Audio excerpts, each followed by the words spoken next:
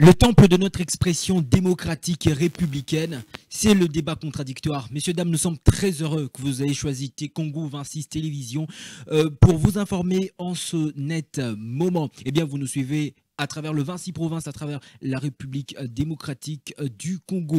Eh bien, pour cette émission, vous le savez, il y a un présentateur, deux invités et nous augurons pour vous trois thématiques essentiellement retenues sur l'actualité en République démocratique du Congo. Eh bien, cette actualité qui est 100% électorale.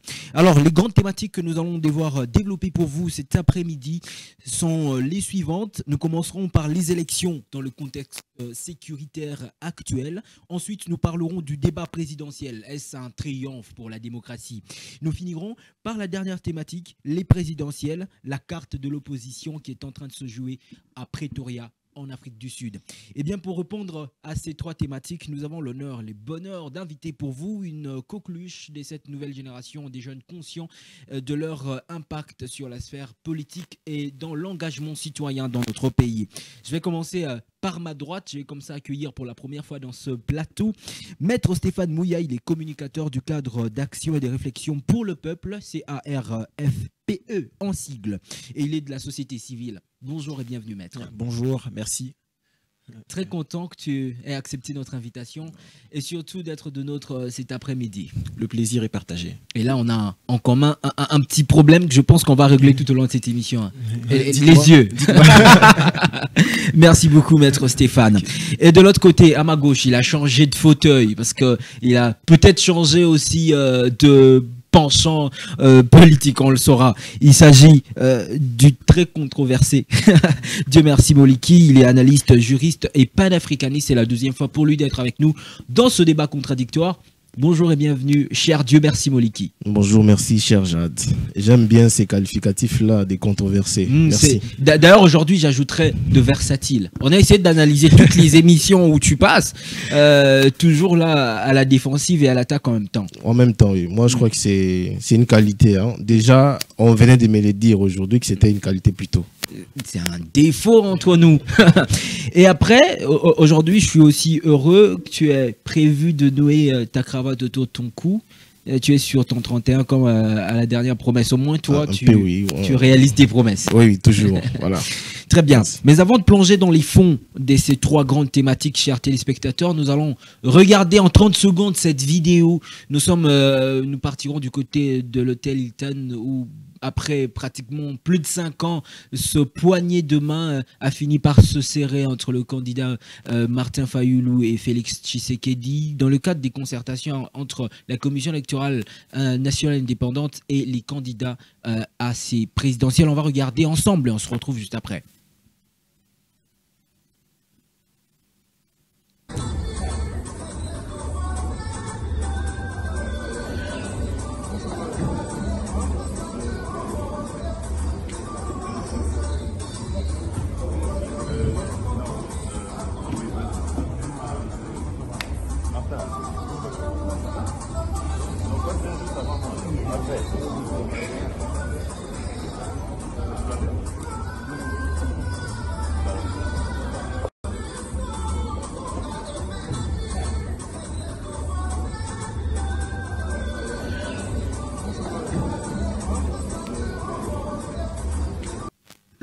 Un poignet de main entre Martin Fayulu Madidi et Félix-Antoine Tshisekedi Tshilombo. Il y a longtemps qu'on a vu ces images-là. Est-ce que ça présage un bon vent pour la suite des élections? On va commencer avec toi, maître Stéphane. Ok, merci beaucoup. Alors, moi, je suis très heureux déjà de faire partie de cette génération qui assiste à des spectacles tels que celui que nous venons de voir. Tu parles déjà d'un spectacle. Et on a aussi vu, on a remarqué... C'est un spectacle démocratique. Ah, d'accord. Un spectacle démocratique, c'est-à-dire qui n'a jamais existé, qui est innovant et qui donne une certaine lueur d'espoir pour nous, la jeunesse montante, la jeunesse engagée. Voilà. Qu'est-ce qu'on comprend? Ils sont certes adversaires politiques, mais ils ne sont pas ennemis. Voilà, c'est clair, vous l'avez dit. Hein. On comprend que ce sont des adversaires politiques et la course, la bataille, c'est pour le pouvoir politique et rien d'autre, c'est amical et ce sont des exemples à suivre sur ce point-là. Et moi, je voudrais qu'on revienne rapidement sur ma question. Est-ce que ça présage quelque chose de bon pour la suite du processus électoral? Mais bien sûr, lorsque nous voyons le président de la République et M. Martin Fayoulou s'est salué comme ça, malgré avec un sourire, au clin des lèvres, avec un sourire, voilà. Et voilà, qu'est-ce qu'on peut dire? Qu'est-ce qu'on peut dire de mieux? Qu'est-ce qu'on peut attendre de mieux? Et vous allez remarquer, jusque-là, tout le monde donne des avis favorables, positifs à ce geste. Je pense que tu n'es pas en train de dire là que ce n'est pas un sujet sur lequel on va débattre de manière à se contredire. Hein. Je ne pense pas. Dieu merci, Moliki. Fayoulou qui tient la maître Tshisekedi, un bon présage pour la suite du processus électoral? Non, je serai dans les certitudes.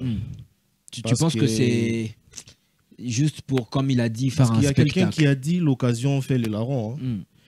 Ils se sont salués juste parce qu'il y a eu cette occasion-là. Il y a une occasion qui s'est présentée et avec toute courtoisie, il ne devrait que se saluer et se tenir les et ils se sont mis côte à côte l'un près de l'autre. Parce que l'on dirait quoi lors de l'exemple de 2018 2019, je crois, lors de l'intronisation du président Félix, le 24 janvier, si je ne me trompe pas. Le 24 janvier 2019. Ils se sont salués avec les présidents Kabila. Mais est-ce que la suite, c'était quoi la suite? Ça voudrait dire quoi? C'est juste une simple accolade pour moi. Pour moi, ça ne présage pas. Une simple marque dans l'incertitude. Une simple marque de courtoisie, tout simplement pour moi. Il parle de courtoisie et on comprend que c'est juste une salutation de façade et rien de sincère, c'est ça, Dieu merci? Façade, oui, rien de sincère, oui et non à la fois. Et je crois que, comme je l'ai dit, c'est juste l'occasion qui s'est présentée. Comme des humains, comme des instruits, comme des éduqués, ils devraient se saluer. Et aucune influence, oui, mais après, aucun impact. Voilà. Peut-être les contenus de cette rencontre va conduire à quelque chose, à l'attente de quelque chose. Mais dire d'emblée, aussitôt, que cela présagerait un avenir à Dieu meilleur pour la tenue des élections, je ne pense pas. Je ne crois même pas. Alors, déjà, je respecte l'avis de mon co-débatteur, mais il y a un point qui ne cadre pas avec la logique de sa propre réflexion. C'est-à-dire donner l'exemple aujourd'hui du président Félix Antoine Tshisekedi et Joseph Kabila, cette salutation de 2018 et la salutation d'aujourd'hui serait aberrant à mon avis, parce que là, le président a en face de lui quelqu'un qui revendiquait à une certaine époque être élu. Pas à une certaine époque, il continue de le revendiquer jusqu'à aujourd'hui. Quelqu'un qui revendiquait, qui revendique, si vous voulez, d'être élu.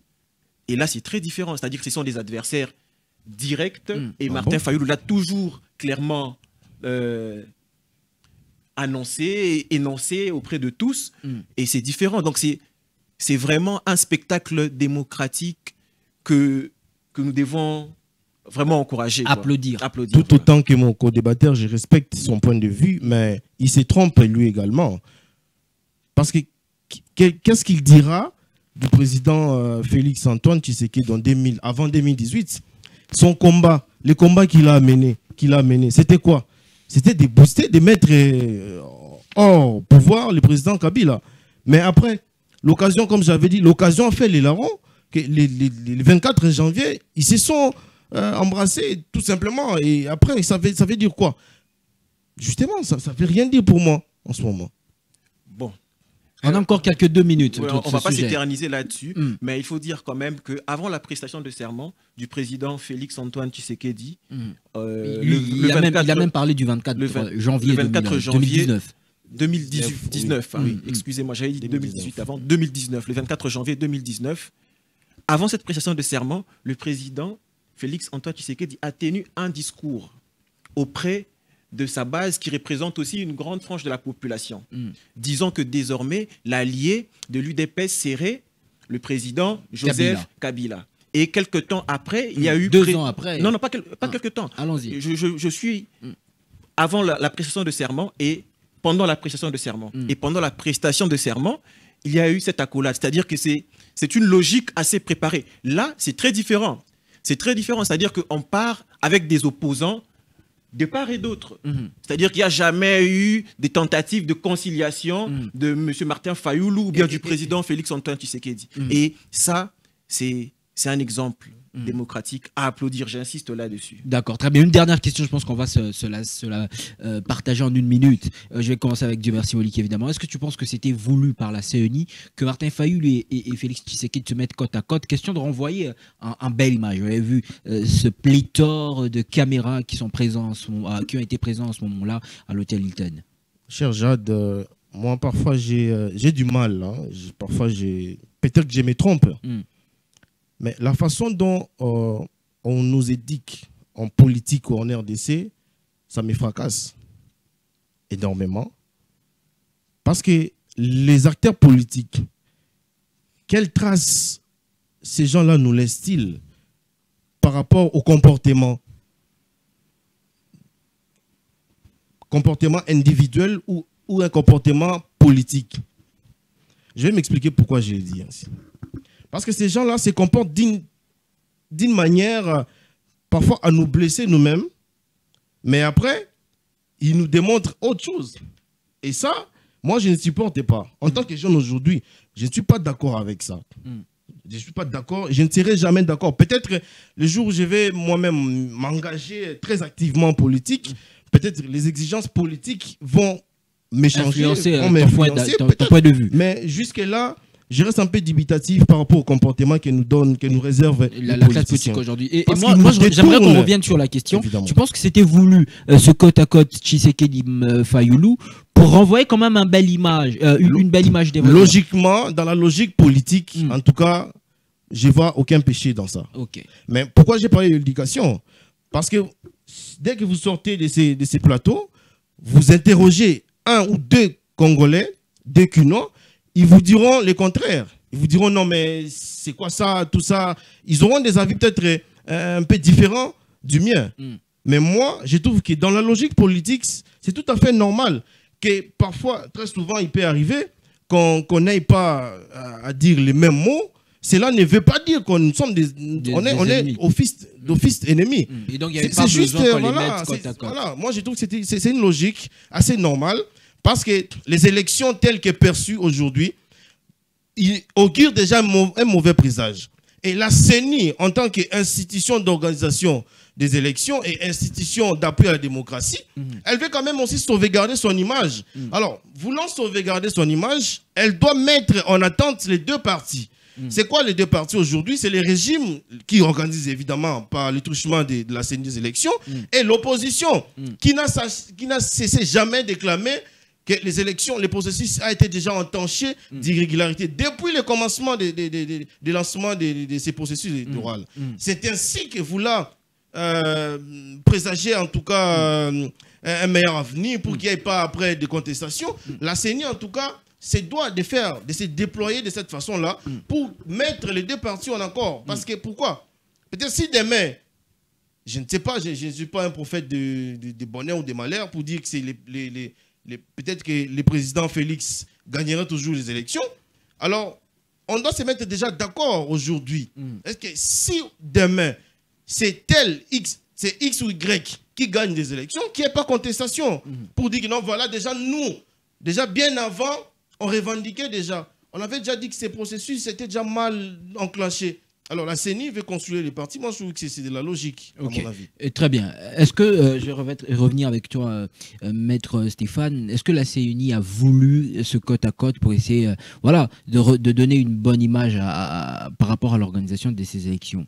Oui, merci. De base, c'est vous qui posez les questions. Évidemment. Mais vous pouvez aussi vous poser des questions, vous deux. Vous posez les questions. Alors moi, je me demande... On se pose des questions, nous tous. Voilà. Alors moi, je me demande, ce côte à côte, ça aurait été le président Félix Tshisekedi et un autre, n'importe quel candidat. On aurait parlé de ça. Est-ce qu'on aurait parlé de ça de cette façon? Non. Qui est-ce qu'il a en face de lui? Il a en face de lui M. Martin Fayoulou qui s'est farouchement opposé à lui, bien qu'actuellement, M. Martin Fayoulou ait perdu la constance, la régularité, et voilà. Donc, c'est ça, en fait. C'est ça. Donc, ce n'est pas le président Félix Tshisekedi et n'importe qui, c'est que le président Félix Tshisekedi est quelqu'un... de poids lourd de l'opposition. D'un ancien poids lourd de l'opposition. Alors, est-ce que Je ne vois pas venir, je ne les vois pas venir en tout cas. Est-ce que on va continuer dans cette question-là. Est-ce que tu penses que c'était voulu par la CENI que ce côte à côte ait lieu? Ouais, je pense que c'était naturel. Hein. C'était naturel. Le président Félix Antoine Tshisekedi était là. Martin Fayoulou était. Mais il y avait une chaise, il y avait deux, trois. Il y avait deux, trois chaises. Alors c'est lui, Martin Fayoulou, qui a voulu un peu profiter de l'aura du chef de l'État. Voilà, c'est ça à mon avis. Hein. Ok, c'est bon, c'est bien dosé. Bon, je crois que on peut surfer garder avec des l'aura. opinions personnelles, individuelles, mais ça sort un peu de la logique. Pour moi, j'ai expliqué que c'est de la logique. La CENI met ces mécanismes en place pour concilier les partis, pour qu'on se mette d'accord, décrisper déjà, on avance, avant que les choses viennent à s'empirer. On connaît déjà la logique de l'opposition en RDC, donc la CENI a toute raison de craindre qu'elle soit demain, comment on dit, crucifiée. Vous voyez un peu, ça c'est ma logique. Je ne pense pas que peu importe l'origine de la demande, moi, ça m'importe un peu. Ça voudrait dire que c'est peut-être le président Félix qui a voulu cette rencontre. Ça voudrait également dire aussi que c'est Martin Fayoulou qui l'a voulu. Ça voudra aussi dire que c'est la CENI elle-même qui a voulu cette rencontre. Et moi, je ne suis pas dans la logique de mon confrère. Très bien. Chacun a donné son point de vue sur ce sujet. Pour l'un, c'est un peu applaudiriste de la part de la CENI pour Dieu merci Moliki et pour Maître Stéphane. C'est tout à fait normal et que c'est un acte que l'on devrait applaudir. Avançons, entamons maintenant les trois thématiques qui nous restent. On va prendre essentiellement 12 minutes pour chaque thématique. Donc, dans votre argumentaire, ayez un réflexe de comprendre le temps que vous utilisez. Alors commençons évidemment par la première thématique, les élections en République démocratique du Congo dans le contexte sécuritaire actuel. Vous savez avec moi qu'en 2018, Beni et Yumbi, ces deux parties de notre grand et majestueux pays, n'ont pas pu avoir justement à participer à ces élections. Est-ce que c'est le même scénario auquel nous allons revivre ici en 2023? Parce que nous savons à Kwamout et à Beni et à Goma évidemment, il y a toujours une insécurité qui continue de battre son plein. Quel impact cette insécurité que l'on décrit des plus belles lurettes dans la partie est de la République plus précisément peut avoir sur les processus électoraux? Dieu merci Moliki. Bon, avant de répondre à votre question, permettez-moi, cher Jade, vous savez, nous sommes en démocratie. Et la démocratie, pour sa survie, elle a institué qu'il y ait des élections qui vont conduire à une bonne gouvernance. Et par conséquent, qu'il y ait ce qu'on appelle l'état des droits. Mais ça reste de l'idéal. Ça voudrait dire que lorsque les gens s'unissent pour organiser des élections, ces élections-là ne peuvent pas être entachées d'aucune irrégularité. Je reviens pour dire que c'est de l'idéal. Moi, je suis juriste. Il y a des notions comme ça qu'on a apprises en droit. Par exemple, dans le cours des droits des obligations contractuelles, ou même les droits administratifs. J'ai envie de le dire en lingala. Au commis, quand il parle des cours de droits, là... droits des obligations contractuelles, ou même les droits administratifs. Il y a des notions comme les notions de l'imprévu. Il y a des notions comme les notions des cas de force majeure, cas fortuits. Et c'est qui conduit à l'expression qui dit à l'impossible, nul n'est tenu. Ça veut dire il y a la logique qui est là, il y a les principes, c'est qu'on doit organiser des élections chaque 5 ans. Mais les problèmes peuvent advenir, comme c'est le cas aujourd'hui. Qui s'attendait, si pas par magie, qu'on aurait ces problèmes qui vont persister aussi longtemps, qui va peut-être essayer de compromettre la bonne tenue des élections. Mais on l'a vécu, on l'a vu en ce moment. Ça veut dire que c'est un cas fortuit, que personne n'y s'y attendait. Alors, dans ces cadres-là, faudrait-il organiser à l'écoute aux élections ou faudrait-il se mettre autour de la table? Mais pour quelle solution? En fait, la jurisprudence est là. Vous-même, vous venez de l'évoquer, en 2018, on a vécu pareil cas. Et qu'est-ce qui empêcherait qu'aujourd'hui, qu'on exclue, si bien que les élections devraient se tenir partout, que les élections doivent être transparentes, et inclusives, tout ça. Mais lorsque vous êtes tenu, il y a un problème qui arrive et ces problèmes-là vous mettent en mal pour que les élections ne puissent pas être organisées sur toute l'étendue du territoire congolais. Alors faisons avec. Mm. Là, maintenant, Ça veut dire qu'on peut aller aux élections sans d'autres coins du pays. Justement parce qu'il y a une jurisprudence à l'époque où on a exclu Yumbi et Beni. Et qu'est-ce que ça a fait aujourd'hui? Tu te rappelles que Fayoulou, dans sa démarche de contestation qu'il a engagée, entamée après la publication des élections, il a dit parmi les éléments qui mettent en mal ces élections, il y a eu aussi le manque d'inclusivité. Justement. Il a dit d'ailleurs si on allait prendre les votes à Beni, c'est là qu'il confirmerait. Vous allez me permettre. C'est comme ça que moi, j'invite nous jeunes aujourd'hui. Je ne voulais pas remettre en cause Martin Fayoulou, l'opposition dans son ensemble. Mais je voulais plutôt nous inviter, nous jeunes, à être conscients.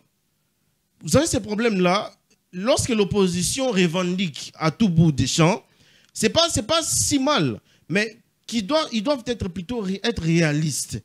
Ils doivent quitter l'étape de l'idéalisme. L'idéalisme, c'est ça que j'ai expliqué, ça veut dire qu'on doit respecter l'échéance d'organisation des élections. Mais la situation, la réalité, c'est qu'on a un problème à l'est du pays. Et est-ce que ces problèmes-là est arrivé peut-être avant que le processus électoral soit déclenché? Le processus électoral vient plutôt trouver déjà cette situation. Alors, qu'est-ce qu'il faut faire? Là, c'est... En tout cas, moi, je vous soutiens pour nous avoir invités dans cette émission, pour qu'on partage, et surtout que nous sommes jeunes. Et donc, pour toi, qu'est-ce qu'il faudrait faire? Qu'on aille aux élections dans ces conditions-là. On doit être réaliste. Que voulez-vous? Ou que voulons-nous? C'est ça la question qu'on se pose. Nous voulons les élections ou pas? Nous voulons les élections inclusives. Oui, la réponse d'abord c'est oui, les élections inclusives. Mais quel est le tempérament de la reine politique aujourd'hui? C'est quoi les problèmes? Le problème c'est qu'on vit un problème d'insécurité. Faudrait-il ne pas organiser des élections? Remédier d'abord à ce problème. Or, moi, je crains, qu'est-ce que je crains? Que demain, l'opposition sorte encore pour dire, voilà, on avait déjà prévenu que le régime en place n'était pas là en tout cas pour la population, n'était là que pour ses propres intérêts, voilà, qui n'ont pas pu organiser des élections. Ce sera un échec puissant pour le régime actuel. Et c'est là que moi, je ne suis pas trop, je ne suis pas du régime actuel, je ne suis pas ni opposant, moi je reste critique. Donc, s'il faut un conseil à l'endroit du régime actuel, à l'endroit du président Félix Tshisekedi, c'est que, monsieur le président, tenez à organiser ces élections. Parce qu'au-delà du fait avec que vous... ou sans ces parties du pays touchées par l'insécurité. Au-delà du fait que son quinquennat n'a peut-être pas eu un impact majeur sur le social, mais il a des challenges. Le premier, c'est celui-là, qui n'a pas peut-être réussi d'organiser la société comme on le voulait. Deuxième challenge, c'est que s'il n'organise pas les élections, il sera tenu en échec. Et moi, je suis d'accord qu'on organise des élections, peu importe la situation de l'Est. Alors, si toutes les parties se mettent peut-être d'accord pour dire non, face à cette situation, ça sera on ne peut pas. Ok, vas-y. La deuxième manche. On peut le faire. Très bien, tu vas garder cet argumentaire pour la deuxième manche autour de cette thématique. Maître Stéphane, on va aller aux élections. Et ton co-débatteur, avec vivacité, soutient qu'on aille aux élections avec ou sans ces partis de la République touchés par l'insécurité. Oui, alors, merci. Aller aux élections, c'est le principe. Aller aux élections, c'est ça le principe. Le principe, c'est aller aux élections. Alors, parler d'insécurité actuellement, c'est juste un héritage, au fait, d'un mandat passé, vous voyez. Ce n'est pas que le président est venu, il a trouvé le pays dans le calme absolu et sous son mandat, il y a eu des désordres et ainsi de suite. Non, le président est en train de remédier à un problème. Est-ce qu'on n'est pas en train de normaliser cette insécurité? Non, non, on ne normalise pas. Écoute, laissez-moi finir. Le président a trouvé un problème, il est en train d'y remédier et la CENI fait sa part. Et c'est qu'il faut inculquer, surtout à la jeunesse et même au peuple congolais, il faut différencier en fait le président de la République et la commission électorale nationale indépendante. Parce que la commission électorale nationale est indépendante et réellement indépendante. Et aujourd'hui, cette commission-là fait preuve de bonne foi. Dès le début jusqu'à présent. Mais combien de tractations? C'est la course au pouvoir. C'est vrai, il y a beaucoup de pression. Mais combien de tractations la CENI n'a pas connu? La CENI a connu toutes sortes de tractations, des pressions. Mais nous sommes là toutes les personnes qui ont postulé sont là sur la bonne marche. Et voilà, vous sentez qu'il n'y a pas d'interférence du pouvoir en place, malgré tous les leviers qu'ils peuvent bien posséder. Hein? Ok. Donc, et donc, tu rejoins l'idée de Dieu merci Monique que l'on a aux élections. On va aller aux élections. Le rôle de la CENI, c'est d'organiser les élections avec ce qu'ils trouvent en main. Alors, si la CENI trouve en main la République démocratique du Congo actuellement, avec des petits troubles à Kwamouth, comme vous avez dit. Des troubles où il y a des pertes en vies humaines, je pense que ce ne sont pas des petits troubles quand même. Bon, des troubles, ce ne sont pas des petits troubles. Bon, on essaye d'atténuer. Hein. Vous savez, on est chrétien, on fait un peu la petite litote. On fait un peu la petite mettre litote un peu d'eau dans le vin. Mettre un peu d'eau dans le vin, parce que c'est quand même pitoyable. Hein. Mais là, on va continuer de décrier, il l'a dit, cette opposition qui reviendra sûrement sur cette question, comme pour dire, voilà, le scrutin il est illégitime, vu le fait qu'il y a une partie de la République qui n'a pas pris part. Quand même. En droit, on dit, le fait précède le droit. On a trouvé. Alors, on fait avec ce qu'on a trouvé. Mais, entre-temps, l'État congolais doit mettre en place des stratégies pour essayer d'éradiquer cette sécurité. Alors, dernière manche, on va aller très rapidement. Je recommence avec Dieu merci, parce que j'ai les promis comme ça. On va aller brièvement. Alors, est-ce que l'on pense, c'est une question qui taraude dans l'esprit du Congolais, on le sent et on le sait. Est-ce que finalement, on pourra peut-être se dire de repousser un tout petit peu les élections, que l'on finisse avec cette question d'insécurité? D'abord parce que les vies sont plus précieuses, vous êtes d'accord avec moi, qu'en ce moment, pour protéger ces vies humaines qui continuent de partir dans cette partie de la République, on est à l'Est. Alors, repoussons un tout petit peu le processus électoral, qu'on finisse avec cette question d'insécurité, et puis on va y revenir. Comment est-ce que tu rencontres, toi, cet avis? Voilà. Cher Stéphane venait de dire tout à l'heure, en droit, on dit... Je pense que ceux qui nous regardent ont compris qu'on essaie de mettre un peu d'eau dans nos propos. Les faits précèdent les droits. Pour moi, aussi, je pourrais dire, c'est les faits qui constituent les droits. Ça veut dire... Les gens, lorsqu'ils s'unissent, les gens, ils se mettent d'accord pour quelque chose. Demain, si cette chose-là ne marche pas, ils peuvent aussi défaire. Donc, ça voudrait dire, si aujourd'hui, il y a cette attente-là, que repoussons, vu telle situation, repoussons les élections, peut-être au mois de janvier 2024, mais février-mars, pour remédions d'abord. En même temps, on essaye de remédier à la situation. Si cet accord-là vient de toutes les parties, pas de problème. Ok. Quelles sont les chances pour qu'on arrive à une sorte d'accord, comme tu le dis? C'est-à-dire, on se met d'abord d'accord tous autour de la table, toutes les parties prenantes à ces processus électoraux, qui se mettent ensemble et d'accord que l'on repousse un peu et que l'on remédie d'abord la question de l'insécurité. Quelles sont les chances qu'on y arrive, à ce point-là? Les chances sont toujours au top, doivent être toujours là. Mais les gros problèmes pour moi ici, c'est que je fustige tout le temps la démarche de l'opposition.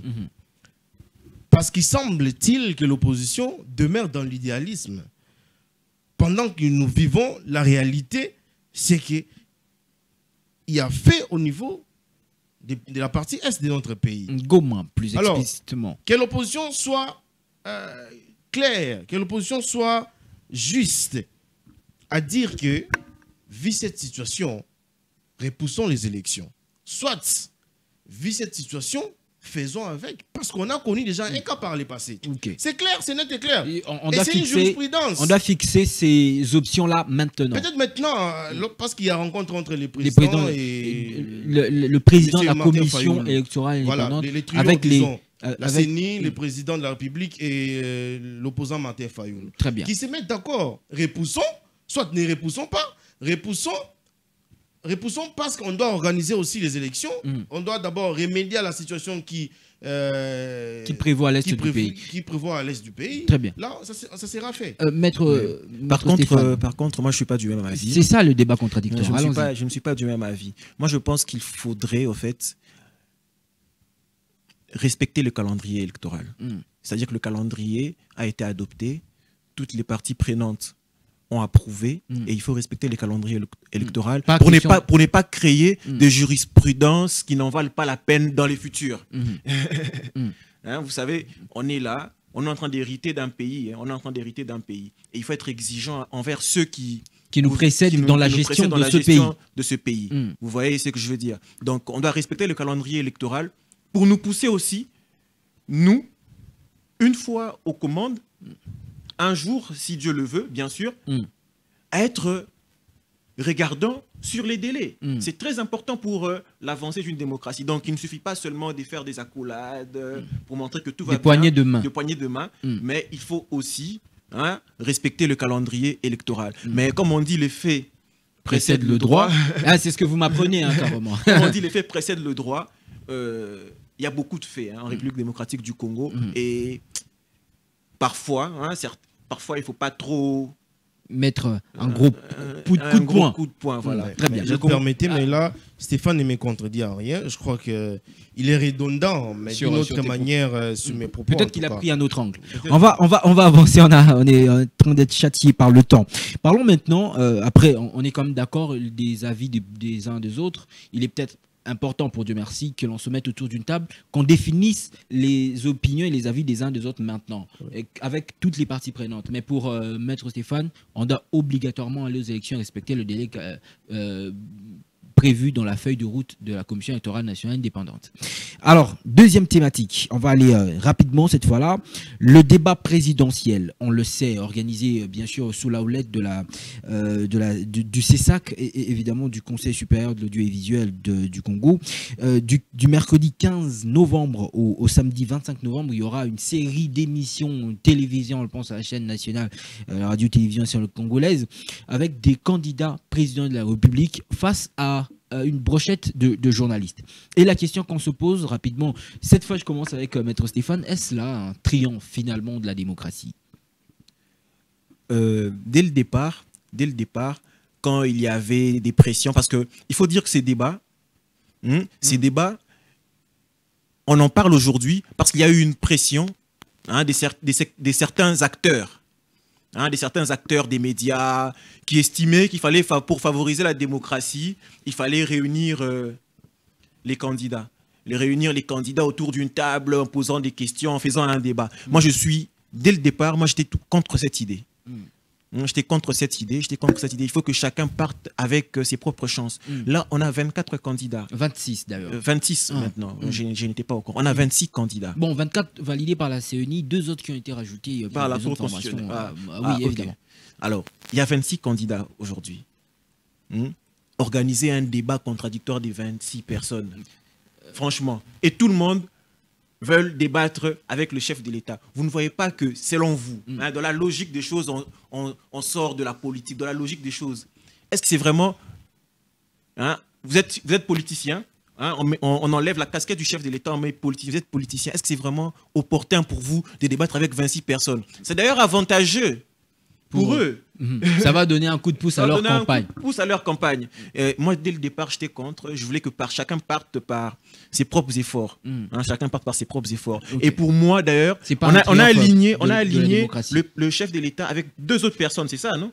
On a aligné le chef de l'État avec 2 autres personnes. Pour moi, ces 2 personnes avec qui on a aligné le chef de l'État sont favorisées. Ça ne sera pas à la même heure, ça ne sera pas au même moment. Oui, mais le même jour seulement, ils sont quand même favorisés. Le chef de l'État, il sera le dimanche 19 novembre à 16h. Avant lui, ça sera M. Majondo et Franck Dionco. Imaginez-vous. Ils seront favorisés. Ils seront suivis parce que c'est le même jour. Alors, il faut que chacun parte de ses propres efforts. Moi, dès le départ, j'étais contre cette idée de débat. Voilà. Dieu merci, Moliki. Contre toi aussi, cette idée de débat présidentiel face à une brochette de journalistes? Non. Moi, je suis d'avis. Seulement, je ne dis pas comme vous. Comme nous, moi ce n'est pas un triomphe de la démocratie. Ok. Moi, je suis juste sur cet aspect-là. Ce n'est pas un triomphe de la démocratie. Revenons sur... alors là, on a compris. Voilà. Revenons maintenant sur le fond de ce qu'a dit ton co-débatteur. Est-ce que lui, il n'est pas d'accord? Il pense que ce n'est pas opportun. De toute façon, il y en a qui vont surfer. Il va encore sur l'aura du chef de l'État. La démocratie y est. C'est comme ça que certains remettent en cause un peu la démocratie. Mais je ne suis pas tout autant d'accord avec eux à 100%. C'est-à-dire que ce que mon frère Stéphane vient de dire, il est libre. Il est libre, je ne le condamne pas. Mais moi, je soutiens cette façon de faire, je crois que ça serait une première en République démocratique du Congo qu'on organise un semi-débat. Ouais. J'appelle ça un Appelons ça semi-débat. comme ça parce que de toute façon, ce n'est entre pas entre candidats. Président. Mais pourquoi je soutiens une telle initiative? Parce que depuis que CPI a été créé, on n'a jamais connu, on n'a jamais su quelle était l'offre politique en République démocratique du Congo. On n'a jamais su quels étaient les vrais programmes des candidats. On était là, on organise des élections, on appelle à l'électorat directement. Les gens postulent. On fixe la date, les gens postulent, on fixe la date et puis on va voter. Or, initier une telle démarche, je crois que ça serait une façon de soumettre ces candidats à l'exercice. Parce qu'il y a une différence entre parler et écrire. Il y a beaucoup de gens qui parlent mieux, mais qui disent peut-être rien. Il y a des ceux-là comme nous qui ont parfois la difficulté de nous exprimer, mais qui disons des choses essentielles, qui disons des choses vraies, correctes, concrètes. Et c'est comme ça que moi, je ne suis pas d'accord avec Stéphane pour dire qu'il n'est pas d'accord. Bon, c'est son avis quand même, bien sûr. Mais il sort de la logique. Nous devons appuyer ça, cette initiative, parce que cela instaure la demande de l'offre. Parce qu'on doit savoir désormais dans ces pays, quelle est l'offre politique. Ok. Quelle est l'offre politique? Et là, c'est une occasion, finalement, c'est vraiment une occasion d'en savoir un peu plus sur les candidats. Parce qu'on doit attendre tous les candidats, mais après, sur la question des projets de société, je crois que on serait dans une sorte d'illusion doucereuse. Parce que tout le monde, tous les candidats, tous les 26 candidats auront à nous proposer son programme. Mais regardez, il y aura un point commun dans leur projet. À tous les 26. Oui, à tous les 26. Mais la question, qui va proposer mieux entre les 26 et qui va proposer mieux que le président Félix actuel, ouais. Parce que, à mon avis, ça je donne mon point de vue, mon avis, ma position, mieux vaut un diable que tu connais qu'un ange que tu dois apprendre à connaître. D'emblée, vous comprenez de quoi il s'agit. Moi, je ne vois pas comment est-ce que les 25 candidats vont me convaincre moi. Pendant qu'on a déjà connu des programmes, des programmes des politiciens, ça tourne toujours sous les mêmes axes. L'électricité, de l'eau, les voies de communication, l'emploi, et la santé. Mais la santé, mais rien ne se réalise. Permettez-moi de renchérir. Évidemment. Permettez-moi de renchérir. Je soutiens mon idée concernant ma position sur ce débat présidentiel. Alors, à quoi sert la campagne électorale? À quoi sert la campagne électorale s'il y a encore un débat pour tout le monde? Donc tout le monde a le même moyen pendant la campagne. C'est-à-dire, quand tu bats ta campagne, tu peux bien exposer ton projet de société. Ton projet de société. Parce que donc les débats n'est pas une condition sine qua non qui permettrait de favoriser ou bien de donner une image de la démocratie, non. Alors Stéphane, il n'y a personne qui a dit que les débats étaient une condition sine qua non, mais simplement ça reste un ingrédient. Parce que lorsque vous préparez, par exemple, vous cuisinez un poulet, vous achetez d'abord du poulet en question, vous avez besoin du sel, vous aurez besoin, pour les gens qui consomment du piment, vous aurez peut-être besoin du piment, vous aurez peut-être besoin de l'ail, vous aurez besoin de l'oignon, des concombres et tout qu'on sort. Mais si vous faites un tel mélange, vous aurez peut-être aussi une bonne sauce. Ce n'est pas une condition sine qua non, mais ça en vaut quand même la peine qu'on attende les prétendants à la magistrature suprême. Donc si on comprend brièvement, pour passer à la dernière thématique, Maître Stéphane, pour toi, bon, chacun a les mêmes moyens de communiquer sur son projet de société ou son offre. On n'a pas besoin forcément d'organiser. Et pour Dieu merci, je pense que c'est une occasion que l'on comprenne aussi les offres politiques de chacun. De toute façon, ils ne vont pas payer, ils vont payer aucun rang. Pourquoi c'est les refuser? Alors parlons bien sûr, pour conclure sur cette thématique de ce débat présidentiel, il s'agira évidemment des interviews par 12 journalistes, à savoir Christian Le Sacoeno, William Kalingai, Françoise Buela, Oscar Mbal, Rachel Kitita, Achille Kadima, Thierry Kambundi, Jacques Moulumba, Amina Bayombo, Albert Kambale, Benjamin Yongolelo et Patrick Mulunda Banza. Eh bien, ces différents candidats, chaque candidat aura 1h30 pour expliquer sa vision de gouvernance du pays autour de 7 thématiques suivantes: la politique nationale, l'administration du territoire et réforme institutionnelle, la justice et droits humains, sécurité nationale, cohabitation et intercommunautaire et stabilité sociale, stratégie économique, développement industriel, scientifique et technologie, défis environnementaux et développement durable, diplomatie et rayonnement international de la RDC au concert des nations évidemment, et enfin la promotion de la femme et de la jeunesse. Là on parlera du genre, hein.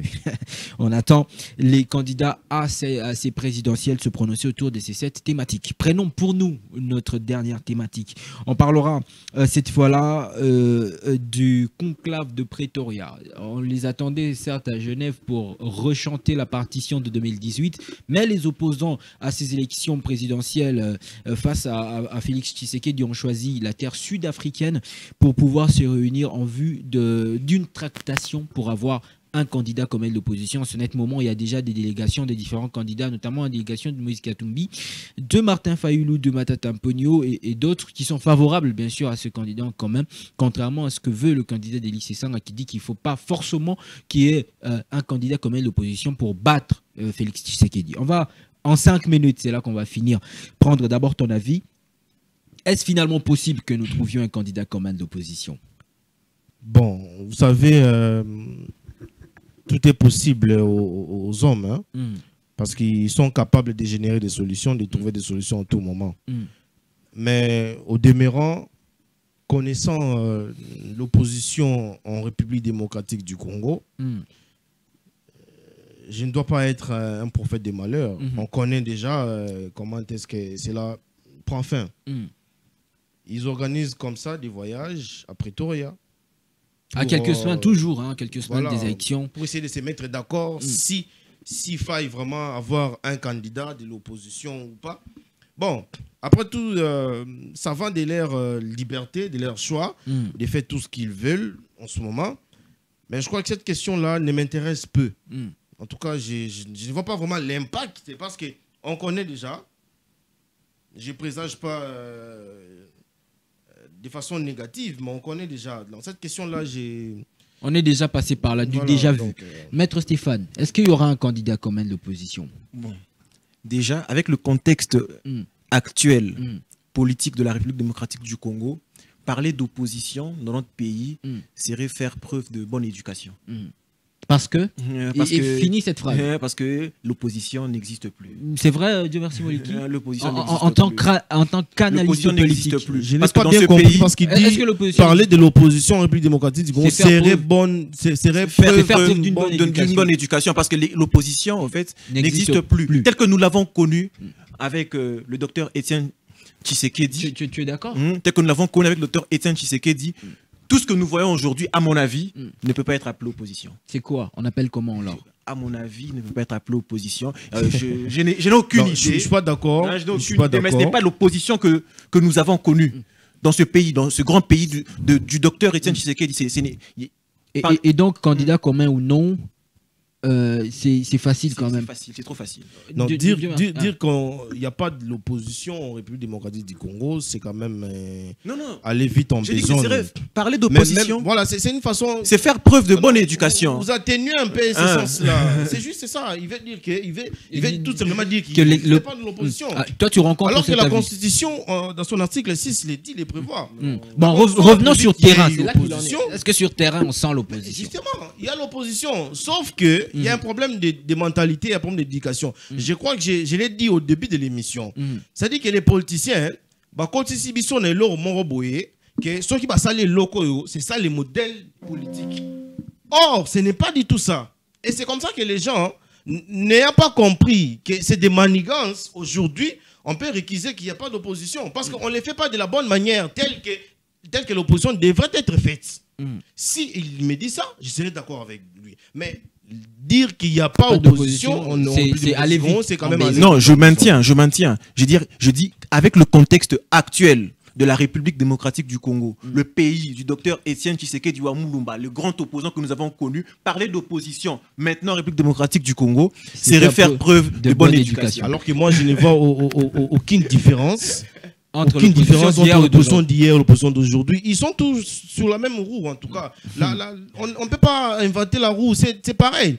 Ça voudrait dire que, si bien que j'ai des patients aujourd'hui dans le régime actuel, mais tout n'est pas rose là-bas. Tout n'est pas rose. C'est comme ça que vous me trouvez assez versatile. Lorsque je passe des émissions, je suis un peu assez versatile à ce niveau-là. Parce que moi, ça lui a quand même fait quelque chose. Hein. Je sais voir les côtés qui va. Et lorsque ça va, je dis non, ça va. Et lorsque ça ne marche pas, je dis que ça ne marche pas. Dire aujourd'hui, les paix à leurs âmes, voilà, que c'était de la bonne opposition, qu'aujourd'hui, ce n'est pas de la bonne, en tout cas. Non, on ne parle pas de bonne opposition, on parle simplement d'opposition. Est-ce qu'il y a l'opposition sur terrain? Très bien, on a compris. Alors, brièvement, pour conclure cette thématique, pour Dieu merci Moliki, il est possible que les opposants se réunissent et choisissent l'un d'eux. Évidemment. Et pour Maître Stéphane, bon, réunis ou pas, opposition à péter. C'est comme ça que vous le dites. Hein. Ce n'est pas ce que j'ai dit. Hein. Ce n'est pas ce que j'ai dit, vous transposez. Moi, je dis que parler d'opposition actuellement en République démocratique du Congo, c'est faire preuve de bonne éducation. Voilà. Et vous avez fait preuve de beaucoup d'éducation en le suivant depuis le début de cette émission. Nous sommes arrivés à la fin du développement de ces 3 thématiques. Merci à vous d'être venus partager ce moment avec nos téléspectateurs étendus sur les 26 provinces à travers la République démocratique du Congo, suivant la chaîne de l'unité nationale Congo 26. Mais on va se quitter dans 2 minutes, je le sais. On va revenir rapidement sur ce dont on a parlé, on a étalé dans cette émission. Commençons avec toi, Maître Stéphane. Parlons du poignet de main entre Fayoulou et Tshisekedi. Pour toi, c'est un spectacle qu'il faut applaudir, un spectacle démocratique qu'il faut applaudir. C'est ce que tu as dit dans cette émission. Un spectacle démocratique à applaudir parce que ça oriente quand même la jeunesse à suivre un certain pas. Très bien. Et parlant du contexte électoral, parce que c'était de ça qu'il était question dans la première thématique, dans le contexte sécuritaire actuel, pour nous, le plus important, c'est de respecter le calendrier électoral. Oui. Et qu'on peut partir aux élections avec ou sans les partis touchés par l'insécurité.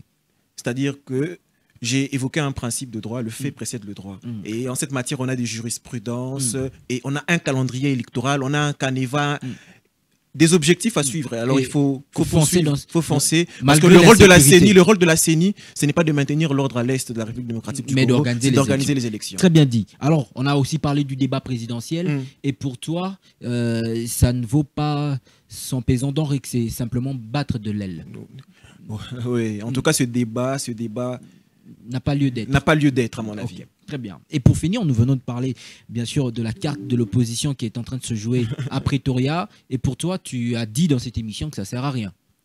Je n'ai pas dit que ça ne sert à rien, mais j'ai dit qu'aujourd'hui, parler d'opposition, c'est faire preuve de bonne éducation. Parce que l'opposition n'existe plus. Très bien. Merci beaucoup. On a fini avec toi. Dieu merci, Moliki. Pour toi, le poignet de main Fayoulou Tshisekedi, un spectacle qui n'est pas important, qu'on ne peut pas applaudir. C'est ce que tu as dit dans cette émission. Ça n'a aucun impact pour la suite des élections. Oui. Très bien. On a parlé du débat présidentiel. Pour toi, c'est important. C'est important parce que c'est là qu'on va connaître les offres de chacun. Cela va nous permettre désormais à définir l'offre politique en République démocratique du Congo. Et on a parlé aussi des élections dans le contexte sécuritaire actuel. Et pour toi, tu penses que, évidemment, toutes les parties prenantes peuvent se mettre d'accord pour un report ou non des élections par rapport à la sécurité. Évidemment. Et il faut être réaliste. Quittons l'idéalisme. Et en dernier, on a parlé de la carte de l'opposition qui est en train de se jouer à Pretoria. Pour toi, tu penses qu'il y a possibilité de trouver un candidat commun qui peut challenger Félix Tshisekedi? Je ne sais pas si c'est ce que j'avais dit ou si c'est que j'ai voulu dire. On essaie de revenir. Non, mais c'est pas ça. Pour moi aussi, ça n'a aucun impact. Parce qu'on connaît déjà les relations, c'est se créent et peuvent se défaire aussi. Donc, il y a probabilité qu'ils s'unissent, tout comme il y a probabilité qu'ils s'unissent pas pour la suite. Merci beaucoup. Regarde bien ton co-débatteur. En une minute, on va finir par là. Regarde un peu. Qu'est-ce que tu as trouvé des positifs chez lui? Vous savez, on a un problème au Congo. Si je disais les débats étaient à la hauteur. Si je disais de lui qu'il était admiratif, peut-être les gens qui nous suivent vont crier.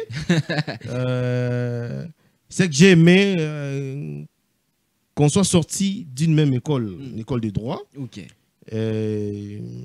À part ça, c'est que je pourrais peut-être lui lancer comme appel. Pourquoi? Mais je vais le dire en me réservant un tout petit peu. Parce que lorsque quelqu'un parle, c'est dont il dit ce qu'il dit, pardon, pour lui, en fait, c'est ça, c'est trop parfait. Alors, je ne voulais pas être de ces gens-là, mais je lance tout simplement un appel parce qu'on peut, nous tous, constater qu'on a un sérieux problème dans ces pays. Et c'est à nous, la jeunesse, qui revient la responsabilité de faire des choix aujourd'hui, de décider aujourd'hui. Restons sur la question, on n'a plus assez de temps pour l'avenir. Lui, comment tu l'as trouvé? Qu'est-ce qu'il y a de bon dans ce débat qu'il a pu avoir avec toi? Non, j'étais en train d'évoluer. C'est-à-dire, je lui lance un appel de quitter l'idéologie. Parce qu'il est trop dans l'idéologie. Pourquoi? Parce qu'il soutient le régime actuel. Qu'il quitte un peu ces cadres-là. Je ne lui interdis pas d'être patient. Le sens de la question, Dieu merci, si tu permets, on gagne le temps. C'est quoi des positifs que tu as trouvé chez lui, simplement? Bon, des positifs, ce sont des points communs qu'on a eu ensemble. Vous êtes sorti de l'école de droit. Oui. Alors, on va finir. On pense brièvement avec toi, Maître Stéphane. Qu'est-ce qu'il y a eu des bons en tout cas, dans le chef de ton co-débatteur? Dieu merci. Alors, ce que j'ai beaucoup apprécié chez lui, c'est quelqu'un de très motivé. Ouais. Il est très motivé et il est convaincant et convaincu de ce qu'il dit. Très bien. Merci beaucoup à vous deux d'avoir été des nôtres.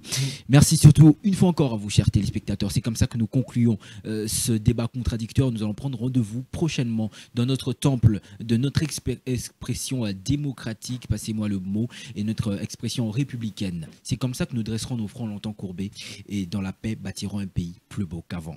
Au revoir.